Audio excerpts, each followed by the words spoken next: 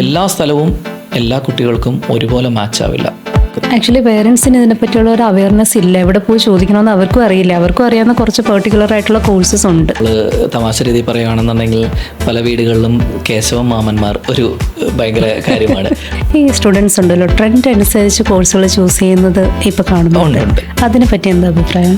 അവിടെ ഒരു മലയാളിയാണ് ഇരിക്കുന്നതെങ്കിൽ അവനറിയാം കേരള യൂണിവേഴ്സിറ്റി എന്താ, എം ജി യൂണിവേഴ്സിറ്റി.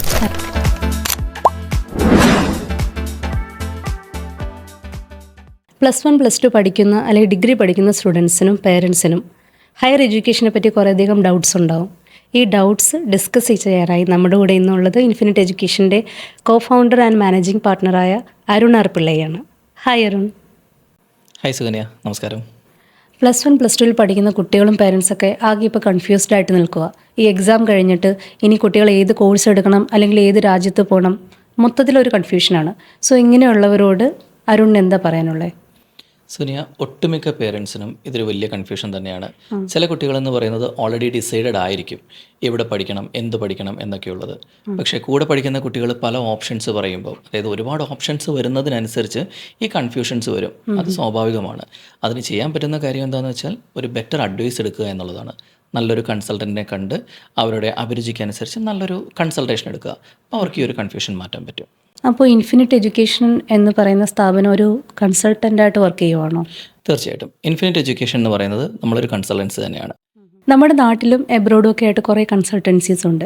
അപ്പോൾ എന്തുകൊണ്ട് ഒരു സ്റ്റുഡൻറ്റ് അല്ലെങ്കിൽ പേരൻറ്റ് ഇൻഫിനിറ്റ് എഡ്യൂക്കേഷൻ്റെ അടുക്കൽ വരണം? ഇൻഫിനിറ്റ് എഡ്യൂക്കേഷനിലെ എൻ്റെ ടീം മെമ്പേഴ്സിന് ഞാൻ കൊടുത്തിരിക്കുന്ന ഇൻസ്ട്രക്ഷൻ എന്ന് പറയുന്നത്, ഒരു കുട്ടി വന്നു കഴിഞ്ഞാൽ അവരുടെ ഒരു ഫിനാൻഷ്യൽ സ്ട്രക്ചർ, അവരുടെ അഭിരുചികൾ, അവരുടെ ഒരു സ്കിൽസ്, ഇതെല്ലാം നോക്കി അവരുടെ ഒരു ഫ്യൂച്ചർ പ്ലാനും നോക്കിയിട്ട് അവർക്ക് പറ്റുന്ന, അവരെ കൊണ്ട് പഠിക്കാൻ പറ്റുന്ന ഒരു കോഴ്സ് അവർക്ക് ചൂസ് ചെയ്ത് കൊടുക്കുക എന്നുള്ളതാണ് ഇൻഫിനിറ്റ് എഡ്യൂക്കേഷൻ ഉദ്ദേശിക്കുന്നത്.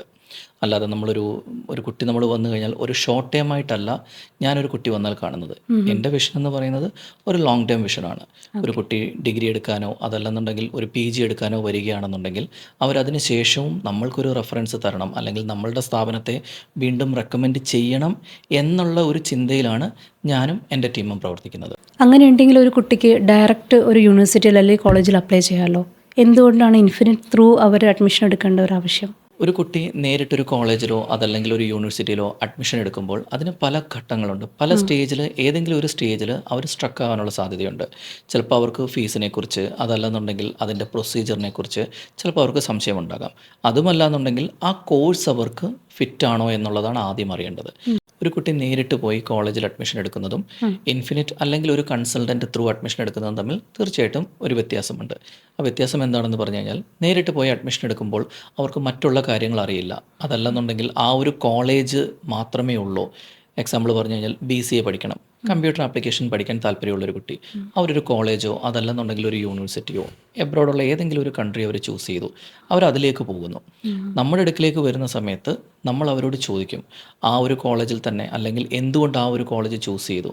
നമ്മളത് കേട്ടിട്ട് അവർക്ക് മറ്റ് ഓപ്ഷൻസ് നമ്മൾ പ്രൊവൈഡ് ചെയ്യും. ചില കുട്ടികൾക്ക് അറിയില്ലായിരിക്കും. ചിലരുടെ ധാരണ ഓക്കെ, ഈ ഒരു കോഴ്സ് ഈ ഒരു കോളേജിൽ പഠിക്കാമെന്നുള്ളതായിരിക്കും. അതല്ലെങ്കിൽ വേറൊരു കോളേജിൽ പഠിക്കുമ്പോൾ ഫീസ് കൂടുതലായിരിക്കും എന്നുള്ളതായിരിക്കും അവരുടെ ധാരണ. നമ്മൾ ആ ഒരു അവൈലബിൾ ആയിട്ടുള്ള ആ സമയത്ത് അവരുടെ പ്രൊഫൈലിനനുസരിച്ച് അവൈലബിൾ ആയിട്ടുള്ള കോഴ്സുകളും ഓപ്ഷൻസും നമ്മൾ കൊടുക്കും. അവർക്ക് ചൂസ് ചെയ്യാനുള്ള ഒരു അവസരം നമ്മൾ കൊടുക്കും. പിന്നെ അതുകൂടാതെ നേരിട്ട് കോളേജിലോട്ട് പോയി അഡ്മിഷൻ എടുക്കുമ്പോൾ ഏതെങ്കിലും ഒരു ഡോക്യുമെൻറ്റേഷനിൽ അവർക്കൊരു പിഴവ് വന്നു കഴിഞ്ഞാൽ, പുറത്തേക്കാണെന്നുണ്ടെങ്കിൽ വിസ റിജക്ഷൻ സംഭവിക്കാം. അതൊരു വലിയ മേജർ പ്രോബ്ലം തന്നെയാണ്. വൺസ് വിസ റിജക്റ്റ് ആയി കഴിഞ്ഞ് കഴിഞ്ഞാൽ അത്ര എളുപ്പമല്ല പിന്നീട് വിസ കിട്ടുന്നത്. നമ്മളൊരു നാട്ടിൽ തന്നെ പഠിക്കുകയാണെങ്കിൽ ഒരു കോളേജിൽ ആപ്ലിക്കേഷൻ ഇടുമ്പം നമുക്ക് ഫീസ് നോക്കണം, അതല്ലെന്നുണ്ടെങ്കിൽ ഡോക്യുമെൻറ്റേഷൻ, അതിൻ്റെ പ്രൊസീജിയർ, ഈ പറഞ്ഞ കാര്യങ്ങളൊക്കെ നമ്മൾ വ്യക്തമായൊരു മാർഗ്ഗനിർദ്ദേശം നമ്മൾ അവർക്ക് കൊടുക്കും. അപ്പോൾ അതിനകത്ത് നമ്മളുടെ ഒരു കൺസൾട്ടേഷന് കിട്ടുമ്പോൾ അവർക്ക് തന്നെ ഒരു ധാരണയുണ്ടാകും എന്താണ് മുന്നോട്ടുള്ളത്, ഈ ഒരു അഡ്മിഷൻ പ്രോസസ്സിൽ എന്തൊക്കെയാണ് അവർ കടന്നു പോകേണ്ടത്, അല്ലെ എത്രയാണ് ആദ്യം ഫീസ് അടയ്ക്കേണ്ടത്, എല്ലാ ഫീസും ഒരുമിച്ച് അടയ്ക്കണോ. കോളേജിലോട്ട് ചെല്ലുന്നുണ്ടേ ഒരുപക്ഷെ അവർ പറയും ഒരു വർഷത്തെ ഫീസ് ഒരുമിച്ച് അടയ്ക്കുക, അല്ലെങ്കിൽ ബാങ്ക് ലോൺ നോക്കി നിൽക്കുന്ന കുട്ടികളും ഉണ്ടായിരിക്കും. സാമ്പത്തികം ചിലപ്പോൾ നമുക്ക് ഒരുമിച്ച് ഫീസ് അടയ്ക്കാൻ കഴിവില്ലാത്ത കുട്ടികൾക്കും പഠിക്കണം. അങ്ങനെയുള്ള കുട്ടികൾക്ക് ബാങ്ക് ലോൺ അസിസ്റ്റൻസ് വേണം. എന്തൊക്കെ പേപ്പറുകളാണ് വേണ്ടത്, അവർ ബാങ്ക് ലോണിന് എലിജിബിൾ ആണോ. ചില ഏജൻസ് പറയും, അല്ലെങ്കിൽ ചില പരസ്യങ്ങളിൽ പറയും ബാങ്ക് ലോൺ ഗ്യാരണ്ടി എന്നൊക്കെ പറയും. ഒരിക്കലും നമുക്ക് അങ്ങനെ ഒരു ഗ്യാരണ്ടി ഒന്നും കൊടുക്കാൻ പറ്റില്ല. അപ്പം നമ്മളൊരു കുട്ടി അവർക്ക് സ്വന്തമായിട്ട് വസ്തു ഉണ്ടോ, ബാങ്കിന് ചിലപ്പോൾ അവർ ഈട് ചോദിക്കും. എത്ര സെൻറ്റ് വസ്തുവുണ്ട്, അല്ലെങ്കിൽ അവർക്കൊരു 3-4 സെൻറ്റ് വസ്തുവായിരിക്കും കാണുന്നത്, അത് വെച്ച് ലോൺ കിട്ടുമോ, അവരുടെ സിവിൽ സ്കോറിനെ കുറിച്ച്, അതല്ലെന്നുണ്ടെങ്കിൽ അവർക്ക് മറ്റു ബാധ്യതകളുണ്ടോ, ഈ പറഞ്ഞ കാര്യങ്ങളൊക്കെ നോക്കി അവർക്ക് ഈ ഒരു കോളേജ് അവർക്ക് പഠിക്കാൻ പറ്റുമോ, ലോൺ എടുത്താണെങ്കിൽ ലോൺ കിട്ടുമോ, ഇങ്ങനെയുള്ള പല കാര്യങ്ങളും നമ്മളാണെങ്കിൽ അവർക്ക് പറഞ്ഞു കൊടുക്കും. പിന്നെ അത് കൂടാതെ അവർ കോളേജിൽ പോയി അഡ്മിഷൻ എടുത്ത് അവർക്ക് വേറെ എന്തെങ്കിലും ഒരു പ്രോബ്ലം ഉണ്ടാകുകയാണ്, എന്തെങ്കിലും തരത്തിൽ ആ പഠിച്ചിറങ്ങുന്നവരെ എന്തെങ്കിലും ഒരു പ്രോബ്ലം വന്നു കഴിഞ്ഞാലും അവർക്ക് കോളേജിൽ നിന്ന് ആ ഒരു പരിഗണന ലഭിക്കണമെന്നില്ല. കോളേജിനെ സംബന്ധിച്ച് അവർക്ക് ഒരു കുട്ടി അല്ലെങ്കിൽ ആയിരക്കണക്കിന് അല്ലെങ്കിൽ 10,000 പഠിക്കുന്ന കുട്ടികളിൽ ഒരാൾ. നമ്മളെന്ന് പറയുന്നത് നമ്മളൊരു ഏജൻസി അല്ല, അല്ലെങ്കിൽ നമ്മളൊരു വ്യക്തിയോ അല്ല. ഇൻഫിനിറ്റ് എഡ്യൂക്കേഷൻ എന്ന് പറയുന്ന ഒരു കമ്പനിയാണ്. അപ്പം അതൊരു വ്യക്തിയിൽ അധിഷ്ഠിതമായിട്ടല്ല എൻ്റെ കമ്പനി പ്രവർത്തിക്കുന്നത്. നമ്മളെന്ന് പറയുന്നത് എൻ്റെ കമ്പനിക്ക് അതിൻ്റെതായ ഒരു സ്ട്രക്ചറുണ്ട്, ഞാൻ എന്ന വ്യക്തിയിലല്ല അത്.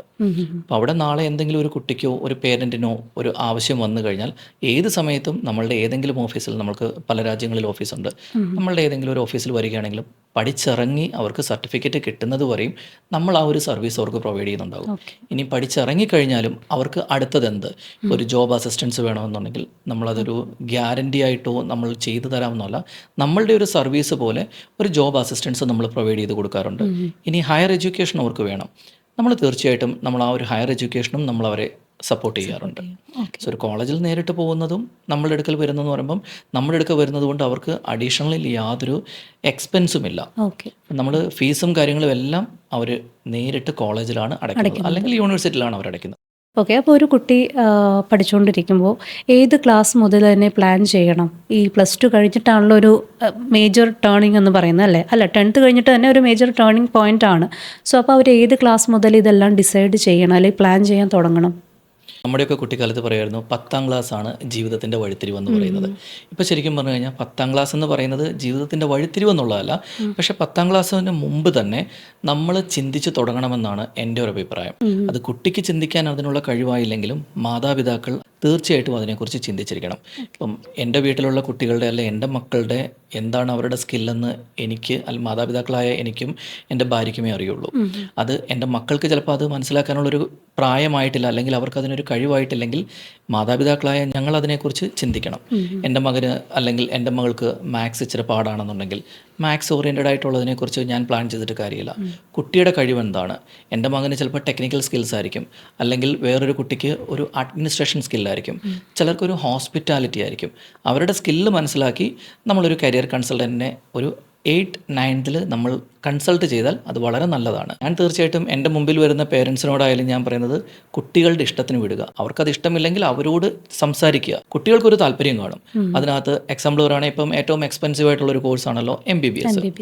MBBS ആണെന്നുണ്ടെങ്കിൽ എല്ലാവരും നീറ്റ് പ്രിപ്പയർ ചെയ്യുന്നു, കാര്യം ഗവൺമെൻറ് സീറ്റിൽ തന്നെ കിട്ടി അത് പഠിക്കാനായിട്ട്. നമ്മളുടെ നാട്ടിലെ റിസർവേഷൻ സിസ്റ്റവും മറ്റു കാര്യങ്ങളും ഒക്കെ വരുമ്പോഴത്തേനും അത് ഭയങ്കര കോമ്പറ്റീഷനാണ് കേരളത്തിൽ MBBSൻ്റെ സീറ്റ് കിട്ടാൻ. അത് തന്നെ നമ്മൾ നാട്ടിൽ പഠിക്കുകയാണെന്നുണ്ടെങ്കിൽ ഒരു മാനേജ്മെൻറ്റ് സീറ്റൊക്കെ ചെയ്യുകയാണെന്നുണ്ടെങ്കിൽ വളരെ ഉയർന്ന ചെലവിലേക്ക് വരും. അതെ അതെ. എന്നാൽ നമുക്ക് ഓപ്ഷൻസ് ഉണ്ടോ? MBBS പഠിക്കാനുള്ള ഒരു കുട്ടിക്ക് മാർക്ക് ഒരു 60% മാർക്കേ കിട്ടിയുള്ളൂ എന്ന് പറഞ്ഞാലും പുറത്തേക്ക് പോകാനുള്ള ഓപ്ഷൻസ് അവൈലബിൾ ആണ്. അതേപോലെ +2 പഠിക്കുന്ന കുറേ കുട്ടികളോട് നമ്മൾ കമ്മ്യൂണിക്കേറ്റ് ചെയ്യുമ്പോൾ ചില കുട്ടികൾ വളരെയധികം പ്ലാൻഡ് ആണ്. ഓക്കെ. സോ അവർ ഏത് കോഴ്സ് എടുക്കണമെന്നൊക്കെ ഓൾറെഡി അവരുടെ മൈൻഡിലുണ്ട്. പക്ഷേ ഏത് രാജ്യത്തേക്ക് പോകണം? ഇപ്പോൾ കുറേ ഓപ്ഷൻസ് ഉണ്ടല്ലോ, അരുൺ പറഞ്ഞ പോലെ മിഡിൽ ഈസ്റ്റിലോട്ട് പോകാം, യൂറോപ്യൻ കൺട്രീസ് ചൂസ് ചെയ്യാം, അല്ലെങ്കിൽ ഇന്ത്യയിൽ തന്നെ നിൽക്കാം. സൗത്ത് ഇന്ത്യയിലത്തെ കുറേ സ്റ്റേറ്റ്സിൽ, തമിഴ്നാടോ അല്ലെങ്കിൽ കേരളത്തിൽ തന്നെ നിൽക്കാനുള്ള ഓപ്ഷൻസ് ഉണ്ട്, കർണാടക ഓപ്ഷൻസ് ഉണ്ട്. സോ അതിൽ ഏറ്റവും ബെസ്റ്റ് ഓപ്ഷനായിട്ട് അരുണിന് പറഞ്ഞു കൊടുക്കാവുന്നത് ഇന്ത്യയിൽ നിൽക്കുന്നതാണോ അതോ എബ്രോഡ് പോകുന്നതാണോ നല്ലത്?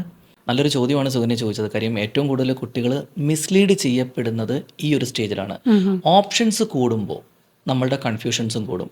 നമ്മൾ മിസ്ലീഡ് ചെയ്യപ്പെടാനായിട്ടുള്ള സാധ്യത വളരെ കൂടുതലാണ്. ഇപ്പോൾ എക്സാമ്പിൾ എടുക്കാനായിട്ട് നമുക്കൊരു കാറ് വാങ്ങണം, അല്ലെങ്കിൽ നമുക്കൊരു ഫോൺ വാങ്ങണം. നമുക്ക് ആ ഫോൺ വാങ്ങണമെന്ന് പറയുമ്പോൾ നമ്മൾ ആദ്യം ഒരു ബഡ്ജറ്റ് വെക്കും. ഇത്രയേ ഉള്ളൂ. ഈ ബഡ്ജറ്റ് വരുമ്പോൾ എന്താ വെച്ച് കഴിഞ്ഞാൽ ആ ബഡ്ജറ്റിൽ തന്നെ ഒരുപാട് കമ്പനികളുണ്ട്, ആ കമ്പനിയുടെ തന്നെ ഒരുപാട് മോഡൽസ് ഉണ്ട്. ഓപ്ഷൻസ് കൂടുമ്പോൾ കൺഫ്യൂഷൻസ് വരും. അതുപോലെ തന്നെയാണ് എഡ്യൂക്കേഷൻ. അതിൽ ഏതാണ് നല്ലത് എന്ന് ചോദിച്ചു കഴിഞ്ഞാൽ അതൊരിക്കലും അത് ജനറലായിട്ട് പറയാൻ പറ്റില്ല. അതൊരു കുട്ടിയുടെ സാമ്പത്തിക സ്ഥിതി, അതുപോലെ തന്നെ അഭിരുചി, പഠിക്കാനുള്ള ഒരു കഴിവ്, അവരുടെ ഫ്യൂച്ചർ പ്ലാൻ. ഈ ഫ്യൂച്ചർ പ്ലാനിനകത്ത് +2 കഴിഞ്ഞൊരു കുട്ടിയാണെന്നുണ്ടെങ്കിൽ ഡിഗ്രി കഴിഞ്ഞ് അവൻ നേരെ ജോലിക്ക് കയറുകയാണോ, അതോ അത് കഴിഞ്ഞിട്ട് വീണ്ടും PG എടുക്കുന്നുണ്ടോ? PG എടുക്കുന്നുണ്ടെങ്കിൽ തന്നെ അത് കഴിഞ്ഞ് അവരുടെ പ്ലാൻ എന്താണ്, ഏത് കരിയറിലേക്ക്, അതായത് ഏത് ഇൻഡസ്ട്രിയിലാണ്, ഏത് സെക്ടറിലാണ് ജോലി ചെയ്യുന്നത്, ഇതിനെയൊക്കെ അടിസ്ഥാനപ്പെടുത്തിയാണ് ഒരു കോഴ്സും ഒരു സ്ഥലവും നമ്മൾ തീരുമാനിക്കേണ്ടത്. അല്ലെങ്കിൽ ഒരു യൂണിവേഴ്സിറ്റിയോ കോളേജോ സ്ഥലമോ ഒക്കെ തീരുമാനിക്കേണ്ടത് ഒരു കുട്ടിയുടെ, നമ്മൾ അവരോട് വ്യക്തിപരമായിട്ട് സംസാരിച്ച് അവരുടെ കുടുംബത്തിൻ്റെ സാമ്പത്തിക സ്ഥിതിയൊക്കെ അറിഞ്ഞ് തന്നെയാണ് ചെയ്യേണ്ടത്. എക്സാമ്പിൾ പറയുകയാണെന്നുണ്ടെങ്കിൽ, നാട്ടിൽ തന്നെ ജോലി ചെയ്ത് നാട്ടിൽ തന്നെ ജീവിക്കണം, ഹോം സിക്നസ് ഉള്ള ഒരു കുട്ടിയാണെന്ന് വിചാരിക്കുക. ആ കുട്ടിക്ക് കേരളത്തിനകത്ത് അവരുടെ വീടിനടുത്ത് തന്നെ പഠിക്കുന്നതാണ് ഏറ്റവും നല്ലത്. അവരൊരിക്കലും കേരളം വിട്ടോ അല്ലെങ്കിൽ അവരുടെ വിട്ടോ പോകാനതിനകത്ത് യാതൊരു കാര്യവുമില്ല, അതിൻ്റെ ആവശ്യവുമില്ല. കാര്യം അവർ പുറത്തു പോയി പഠിച്ചാലും അവരുടെ ആവശ്യം വീട്ടിൽ തന്നെ നിൽക്കുക എന്നുള്ളതാണ്. ചില കുട്ടികളെന്ന് വെച്ച് കഴിഞ്ഞാൽ അവർക്ക് പഠിക്കുന്നത് നാട്ടിൽ നിന്ന് പഠിക്കണമെന്നുണ്ട്, പക്ഷേ അവരുടെ ആഗ്രഹം പുറത്ത് സെറ്റിലാവാനും പുറത്ത് ജോലി ചെയ്യാനുമായിരിക്കും. അവർ തീർച്ചയായിട്ടും ഒരു കൺസൾട്ട് ചെയ്യണം. ചിലർക്ക് പ്യുവർ അവർ ഡിസൈഡഡ് ആയിരിക്കും പുറത്ത്. ഈ പുറത്താണെങ്കിൽ തന്നെ അവിടെയാണ് ഏറ്റവും കൂടുതൽ കൺഫ്യൂഷൻ വരുന്നത്. എവിടെ പഠിക്കണം? ഒരുപാട് രാജ്യങ്ങളുണ്ട്. അപ്പോൾ അതിൽ തന്നെ മിഡിൽ ഈസ്റ്റ് ഇപ്പോൾ നല്ലൊരു ഓപ്ഷനായിട്ട് വരുന്നുണ്ട്, കയറി വരുന്നുണ്ട്. അപ്പോൾ അതിൽ തന്നെ നമ്മൾ എഡ്യൂക്കേഷൻ പറയുമ്പോൾ കൂടുതലും ആൾക്കാർ UK എഡ്യൂക്കേഷന് കൂടുതലായിട്ട് ഇമ്പോർട്ടൻസ് കൊടുക്കുന്നതാണ്. അതിൽ തന്നെ UK പോകുമ്പോൾ ഉള്ള ജീവിത ചെലവുകൾ, ടാക്സ്, നമ്മൾ UK തന്നെ ചിലർ PR ആയിരിക്കും നോക്കുന്നത്, ചിലർ ഷെങ്കൻ കൺട്രിയിലോട്ട് പോകാനായിട്ടായിരിക്കും നോക്കുന്നത്. അപ്പോൾ അതിലൊക്കെ പോകുമ്പോഴത്തേനും അത് എന്താണ് അവരുടെ താല്പര്യം അതറിഞ്ഞിട്ട്, എല്ലാ സ്ഥലവും എല്ലാ കുട്ടികൾക്കും ഒരുപോലെ മാച്ചാവില്ല. ചിലർക്ക് കേരളം മാച്ചാകില്ല, ചിലരുടെ പ്രൊഫൈലിനനുസരിച്ച് അവർക്ക് കേരളത്തിന് പുറത്തായിരിക്കും. ചിലപ്പോൾ അവർക്ക് എബ്രോഡ് അവർക്ക് താങ്ങാൻ പറ്റണമെന്നില്ല.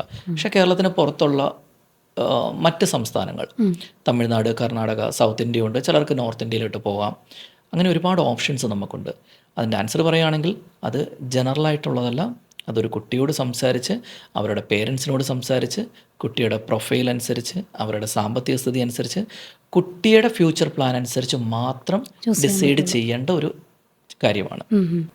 അതേപോലെ യൂണിവേഴ്സിറ്റി സെലക്ട് ചെയ്യുമ്പോൾ അതിൻ്റെ അഫിലിയേഷനും കാര്യങ്ങളൊക്കെ വളരെ ഇമ്പോർട്ടൻ്റ് അല്ലേ? തീർച്ചയായിട്ടും.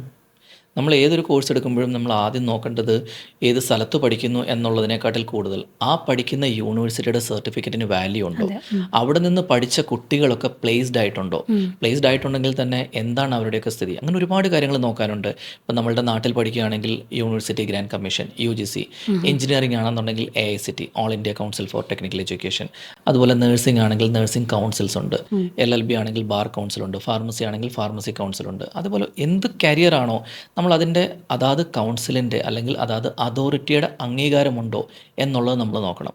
അതുപോലെ തന്നെ നാക്കിൻ്റെ അക്രഡിഷൻ, നമ്മുടെ ഒരു കോളേജിൻ്റെ അല്ലെങ്കിൽ ഒരു യൂണിവേഴ്സിറ്റിയുടെ സൗകര്യങ്ങളനുസരിച്ച് കൊടുക്കുന്ന ഗ്രേഡിംഗ് ആണ് നാക്കിൻ്റെ അക്രഡിഷനോ. നാക്കിന് പല ഗ്രേഡുകളുണ്ട്. അതിൻ്റെ നാക്ക് ഗ്രേഡ് എന്താണ്, ഈ ഘടകങ്ങളൊക്കെ നോക്കിയിട്ടാണ് നമ്മളൊരു കോഴ്സ് അല്ലെങ്കിൽ ഒരു യൂണിവേഴ്സിറ്റി നമ്മൾ ചൂസ് ചെയ്യേണ്ടത്. കോഴ്സല്ല, യൂണിവേഴ്സിറ്റി നമ്മൾ ചൂസ് ചെയ്യേണ്ടത്. അത് പുറത്തോട്ടാണെങ്കിൽ അതിൻ്റെ അടിസ്ഥാനപരമായിട്ടുള്ള ഒരു നമ്മൾ നോക്കേണ്ടി വരും. അതിൻ്റെ ഒരു ചെക്ക് ലിസ്റ്റ് വേറെയാണ്. നമ്മൾ പുറത്തോട്ട് പോകുമ്പോൾ നമ്മൾ എന്ത് ഒരു യൂണിവേഴ്സിറ്റി എടുത്താലും നമുക്കൊരു ചെക്ക് ലിസ്റ്റ് ഉണ്ടായിരിക്കണം. നമ്മൾ എന്തൊക്കെ കാര്യങ്ങൾ ചെക്ക് ചെയ്യണം. അതൊരു കോഴ്സിനെ ഡിപ്പെൻഡ് ചെയ്ത് അത് മാറും, അതുപോലെ ഓരോ രാജ്യങ്ങളെയും ഡിപ്പെൻഡ് ചെയ്ത് മാറും. അതേപോലെ നമ്മൾ ഒരുപാട് കാര്യങ്ങൾ ശ്രദ്ധിക്കുന്ന കൂട്ടത്തിൽ മിക്ക ആൾക്കാരും ശ്രദ്ധിക്കാത്തൊരു പോയിൻ്റാണ് ക്ലൈമറ്റ് നമുക്ക് പറ്റുമോ എന്നുള്ളത്. ദുബായ് ഓഫീസിൽ, എൻ്റെ ഓഫീസിൽ ഒരു കേസ് വന്നിട്ടുണ്ടായിരുന്നു. ഏറ്റവും കൂടുതൽ ആൾക്കാർ അവിടെ നിന്ന്, ദുബായിൽ നിന്നാണ് ഈ ഷെങ്കൻ കൺട്രിയിലേക്കും മറ്റ് രാജ്യങ്ങളിലേക്കും ഒക്കെ മൈഗ്രേറ്റ് ചെയ്യുന്നത്. അപ്പോൾ അവർ നോക്കുന്നതെന്ന് വെച്ചാൽ അവിടുത്തെ ദുബായുടെ ഒരു ക്ലൈമറ്റ് എന്ന് പറയുന്നത് ചൂടാണ് കൂടുതലായിട്ട് വരിക. തണുപ്പ് വരുന്നുണ്ട്, എന്നാൽ നമുക്ക് സഹിക്കാവുന്ന തണുപ്പൊക്കെ തന്നെ വരുന്നുള്ളൂ. പക്ഷേ ചില ആൾക്കാർക്ക്, എക്സാമ്പിൾ എനിക്ക് തണുപ്പ് പറ്റാത്ത ഒരാളാണെന്ന് വിചാരിക്കുക, ഞാനിതൊന്നും അറിയാതെ ഞാൻ വളരെ തണുപ്പുള്ള ഒരു രാജ്യത്തേക്ക് പോയി. അവിടെ പോകാനായിട്ട് നമുക്ക് ഒരുപാട് HR കൺസൾട്ടൻസികളുണ്ടല്ലോ. അപ്പോൾ ആൾക്കാർക്ക് ഇതിലൊക്കെയുള്ള ഒരു വിശ്വാസ കുറവുള്ളത് കൊണ്ട് കൂടുതലും ആൾക്കാർ ഒരു ജോബ് വിസ എന്നുള്ള ഒരു തട്ടിപ്പ് ഒരുപാട് നടക്കുന്നത് കൊണ്ട് അതിലേക്ക് പോകാതെ ഏറ്റവും സേഫ് എന്ന് പറയുന്നത് സ്റ്റുഡൻറ്റ് വിസയാണ്. അപ്പോൾ അവരൊരു കോഴ്സ് പഠിക്കുക, ദുബായിൽ നമ്മൾ സ്റ്റുഡൻറ്റ് വിസയിൽ വരുന്ന പോലെ, അതല്ലെങ്കിൽ ഒരു വീക്കെൻഡിൽ പഠിക്കാമെന്ന് പറയുന്ന പോലെ പുറത്തേക്ക് അവർ ഒരു സ്റ്റുഡൻറ്റ് വിസയിൽ പോകാനായിട്ട് വരും. ഒരു ഫാമിലി, അതിനകത്ത് ഹസ്ബൻഡും വൈഫും ഉണ്ട്. ചില യൂണിവേഴ്സിറ്റികൾ ഏജ് ഗ്യാപ്പ് ഒരു പ്രോബ്ലം അല്ല എന്ന് പറയുന്നത് പോലെ അവരവിടെ വന്നു, അവരതുവരെ ഏൺ ചെയ്ത പൈസ എല്ലാം മുടക്കി അവർ ഫീസ് അടച്ചൊരു യൂണിവേഴ്സിറ്റിയിലേക്ക് പോയി. ഭാര്യയും ഭർത്താവും 3 വയസ്സുള്ളൊരു കുഞ്ഞും ഉണ്ടായിരുന്നു. ചെന്ന് കഴിഞ്ഞപ്പോൾ കുഞ്ഞിന് ഈ ക്ലൈമറ്റ് പറ്റുന്നില്ല, അത്രയും തണുപ്പാണ്. കാര്യം അവിടെ ഒരു സീസണൽ ക്ലൈമറ്റ് അല്ല, അവിടെ ഇപ്പം നമ്മുടെ മിഡിൽ ഈസ്റ്റിൽ ചൂടെന്ന് പറയുന്ന പോലെയാണ് ആ രാജ്യത്ത് തണുപ്പ് കൂടുതലായിട്ടുള്ളത്. കുഞ്ഞിന് മറ്റ് അസുഖങ്ങളെല്ലാം വന്നു, അവർക്ക് അവിടെ പറ്റുന്നില്ല. അവർക്ക് രണ്ടുപേർക്കും കുഴപ്പമില്ല, പക്ഷേ കുഞ്ഞിനത് പറ്റുന്നില്ല. ഏറ്റവും അവസാനം അവർക്ക് തിരിച്ച് ദുബായിലേക്ക് തന്നെ വരേണ്ടി വന്നു. അവർക്ക് പറ്റിയ നഷ്ടം എന്താണെന്ന് വെച്ച് കഴിഞ്ഞാൽ അവരത് ചിന്തിച്ചിരുന്നില്ല. ക്ലൈമറ്റിനെ പറ്റി ക്ലൈമറ്റിനെ കുറിച്ച് അവർ ചിന്തിച്ചില്ല. ശരിയാണ്, എല്ലാവരും ഫിനാൻഷ്യൽ പാർട്ടും ഇതുപോലെ ഗ്രോത്തും ടാക്സും ഒക്കെ നോക്കുമ്പോൾ നമ്മൾക്ക് പറ്റുന്നതാണോ. ഇൻഫിനിറ്റിൽ വരുമ്പോൾ നമ്മൾ എന്തൊക്കെയാണ് ശ്രദ്ധിക്കുന്നതെന്ന് വെച്ച് കഴിഞ്ഞാൽ ഈ പറഞ്ഞ കാര്യങ്ങളൊക്കെ നമ്മൾ നോക്കും, അല്ലെങ്കിൽ നമ്മളിതെല്ലാം ചോദിക്കും. ഇതിനകത്ത് ഇത് ഞാനൊന്ന് എടുത്തു പറഞ്ഞെന്നുള്ളൂ, ഇതുപോലെ മറ്റുള്ളവർ ശ്രദ്ധിക്കാത്ത ഒരുപാട് കാര്യങ്ങൾ ഞങ്ങളുടെ ചെക്ക് ലിസ്റ്റിലുണ്ട്. അതെല്ലാം ചോദിച്ച് ഒരാളോട് ഒരു 10-15 മിനിറ്റ് അല്ല ഞാനോ എൻ്റെ ടീമോ സംസാരിക്കുക. നമ്മളവരോട് ഒരുപാട് കാര്യങ്ങൾ ചോദിച്ചതിന് ശേഷമാണ് നമ്മളിത് അറിയുക. അറിഞ്ഞിട്ട് അവർക്കും ഒരു തിരിച്ചറിവിനോ ഒരു സമയമാണെന്നുണ്ടെങ്കിൽ നമ്മൾ ഓപ്ഷൻസ് കൊടുത്തു കഴിയുമ്പം അവർക്ക് അവിടെ വെച്ചിട്ട് തന്നെ അവർക്ക് ഡിസ്കസ് ചെയ്യാം, അല്ലെങ്കിൽ അവർക്ക് പിന്നീട് പോയി സമാധാനത്തെ ആലോചിച്ചെടുക്കേണ്ട ഒരു തീരുമാനമാണ്. ഒരു ഹറിബറിയിൽ എടുക്കേണ്ട ഒരു തീരുമാനമല്ല ഒരു രാജ്യം എന്ന് പറയുന്നത്. നമ്മൾ വേറൊരു രാജ്യത്തോട്ട് നമ്മൾ അതുവരെ ഉണ്ടാക്കിയ അസറ്റും അല്ലെങ്കിൽ നമ്മളുടെ ഏണിങ്സും മൊത്തമായി അല്ലേ, ചിലപ്പോൾ നമ്മൾ കടം വരെ മേടിച്ചിട്ടായിരിക്കും പോകുന്നത്. അപ്പോൾ അതൊന്നും ഒരു നഷ്ടം വരാൻ പാടില്ല. വളരെ ആലോചിച്ചിട്ട് തീരുമാനിക്കേണ്ട ഒരു കാര്യം. അങ്ങനെയാണ് പ്രവർത്തിക്കുന്നത്. എൻ്റെ ഒരു വിഷൻ എന്ന് പറയുന്നത്, ഒരു ക്ലയൻറ്റ് വന്നു കഴിഞ്ഞാൽ അതെനിക്കൊരു വൺ ടൈം ബിസിനസ് അല്ല. ആ ഒരു വ്യക്തിയുടെ ജീവിതത്തിൽ ഞാൻ കാരണം അല്ലെങ്കിൽ എൻ്റെ ഒരു കൺസൾട്ടേഷൻ അവർക്ക് ഉപകാരപ്പെടുന്നു എന്നുണ്ടെങ്കിൽ നമുക്കെല്ലാവർക്കും ഒരു കിക്ക് എന്ന് പറയുന്നില്ലേ, എനിക്ക് ആ ഒരു കൺസൾട്ടേഷനാണ് എൻ്റെ ഒരു കിക്ക്.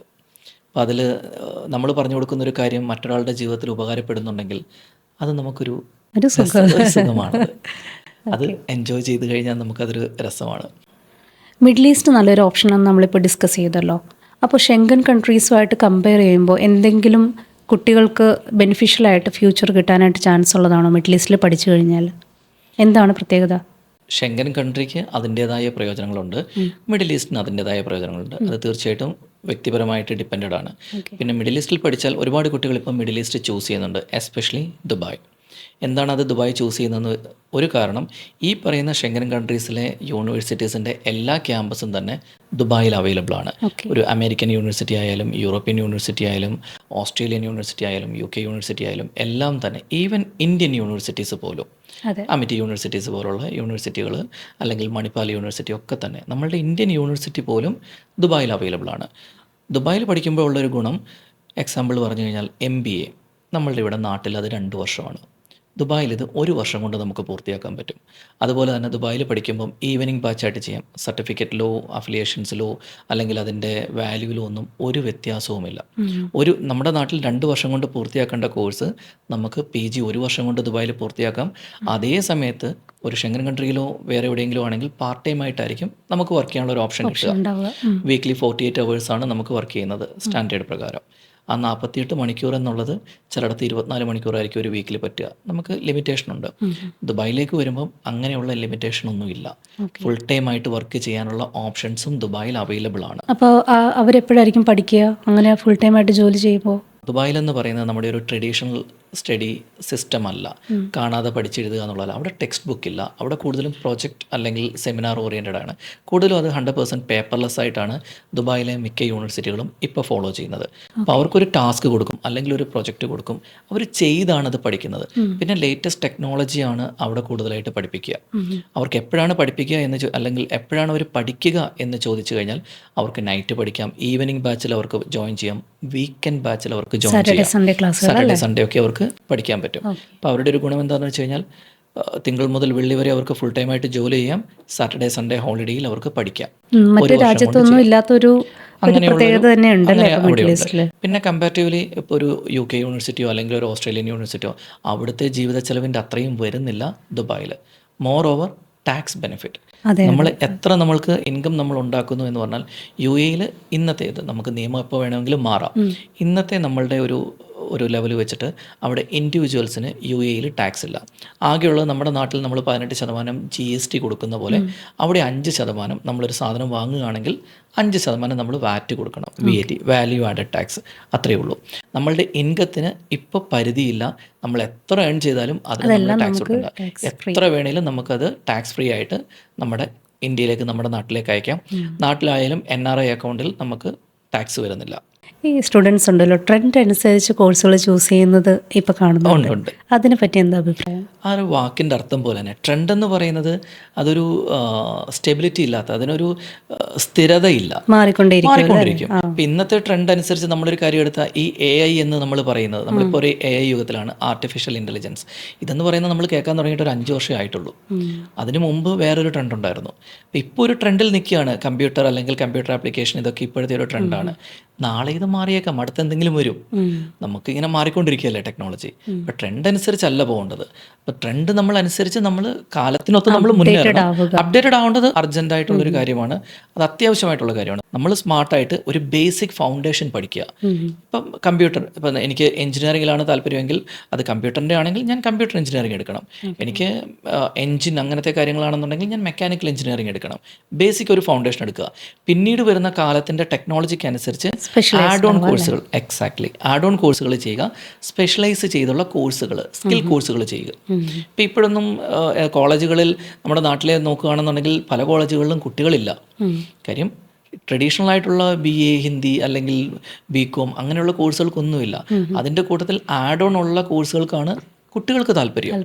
ഒരു ബേസിക് ഫൗണ്ടേഷൻ വെക്കുന്നു, അതിൽ തന്നെ സ്പെഷ്യലൈസേഷൻ. അതെ, ഇപ്പോൾ കോളേജുകളൊക്കെ യൂണിവേഴ്സിറ്റീസൊക്കെ ആഡ് ഓൺ കോഴ്സായിട്ട് ഓണേഴ്സ് ഡിഗ്രിയിൽ ആഡ് ഓൺ കോഴ്സുകൾ ഉൾപ്പെടുത്തുന്നുണ്ടല്ലോ അല്ലേ, കേരളത്തിലും? അതെ, കാര്യം ആരും അല്ലാതുള്ളൊരു ജനറൽ കോഴ്സിന് ഇപ്പം BCom എടുക്കുകയാണെന്നുണ്ടെങ്കിൽ BCom മാത്രമായിട്ടൊന്നും കുട്ടികൾ പ്രിഫർ ചെയ്യുന്നില്ല. പ്രിഫർ ചെയ്യുന്നവരുണ്ട്, അതത്രയും അവർക്ക് അതിന് വ്യക്തമായിട്ടൊരു കാരണം കാണും. ഞാൻ BCom ജനറൽ ആയിട്ടുള്ളതാണ് പഠിക്കുന്നത്. ചില കുട്ടികൾ BCom ട്രാവൽ ആൻഡ് ടൂറിസം എന്നും അതിൻ്റെ കൂട്ടത്തിൽ ACCA പ്രിപ്പയർ ചെയ്യുന്നവരുണ്ടാകും, ഹോസ്പിറ്റാലിറ്റി മാനേജ്മെൻറ്റ് പ്രിപ്പയർ ചെയ്യുന്നവരുണ്ടാകും, ഹോസ്പിറ്റൽ അഡ്മിനിസ്ട്രേഷൻ പ്രിപ്പയർ ചെയ്യുന്നവരുണ്ടാവും. ഓരോ സ്പെഷ്യലൈസേഷനും കാര്യം അതിൻ്റെ ഡിഗ്രി എന്ന് പറയുന്നത് BCom ബാച്ചിലർ ഓഫ് കൊമേഴ്സ് ആണ്. അതിനോടനുബന്ധിച്ച് സ്കിൽ കോഴ്സുകൾക്ക് അവർക്ക് എപ്പോൾ വേണമെങ്കിലും ചെയ്യാമല്ലോ.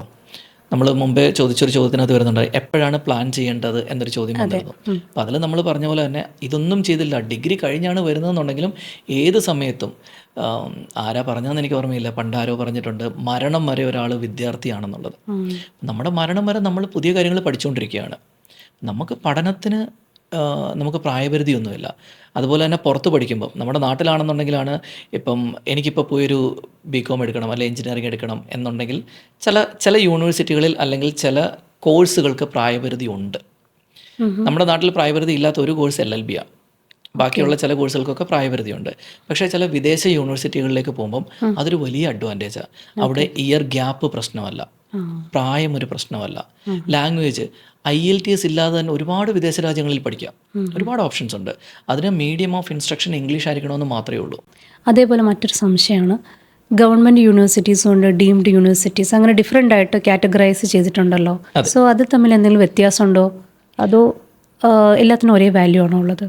വാല്യൂ എല്ലാത്തിനും ഒരേ വാല്യൂ എന്ന് ചോദിച്ചു കഴിഞ്ഞാൽ നമ്മൾ എന്തിൻ്റെ അടിസ്ഥാനത്തിലാണ് ഈ വാല്യൂ നിശ്ചയിക്കുന്നത് എന്നുള്ളൊരു ചോദ്യം കൂടെ നമ്മൾ ചിന്തിക്കും. റെക്കഗ്നീഷൻ നമ്മൾ തീർച്ചയായിട്ടും നോക്കണം. ഇപ്പം ഒരു കോഴ്സ് പഠിക്കാനായിട്ട് ഒരു ടെക്നിക്കലായിട്ട് പഠിക്കുകയാണെങ്കിൽ, എക്സാമ്പിൾ പറഞ്ഞാൽ മറൈൻ എഞ്ചിനീയറിംഗ് പഠിക്കുകയാണ്, ചിലപ്പോൾ ഒരു ഗവൺമെൻറ് യൂണിവേഴ്സിറ്റിയിൽ അത് നമ്മളൊരു യൂണിവേഴ്സിറ്റിയോട് അഫിലിയേറ്റഡ് ആയിട്ടുള്ളൊരു കോളേജ് കാണും. നമ്മുടെ നാട്ടിൽ പല യൂണിവേഴ്സിറ്റികളുണ്ട്. ഇപ്പം നമ്മൾ കേരളത്തിലെ കാര്യം പറയാം, കേരള യൂണിവേഴ്സിറ്റി ഉണ്ട്, മഹാത്മാഗാന്ധി യൂണിവേഴ്സിറ്റി, MG യൂണിവേഴ്സിറ്റി ഉണ്ട്, കാലിക്കറ്റ് യൂണിവേഴ്സിറ്റി ഉണ്ട്, കുസാറ്റ് ഉണ്ട്. അതുപോലെ തന്നെ ഡീംഡ് യൂണിവേഴ്സിറ്റികളും നാട്ടിൽ ആയി തുടങ്ങിയിട്ടുണ്ട്. അപ്പോൾ അതിൽ കേരള യൂണിവേഴ്സിറ്റിയോട് അഫിലിയേറ്റഡ് ആയിട്ടുള്ള ഒരുപാട് കോളേജുകളുണ്ട്. ഈ കോളേജുകളുടെ അടിസ്ഥാന സൗകര്യം അനുസരിച്ചാണ് അവിടെ മാനേജ്മെൻറ്റ് സീറ്റിൽ ഫീസ് വരുന്നത്.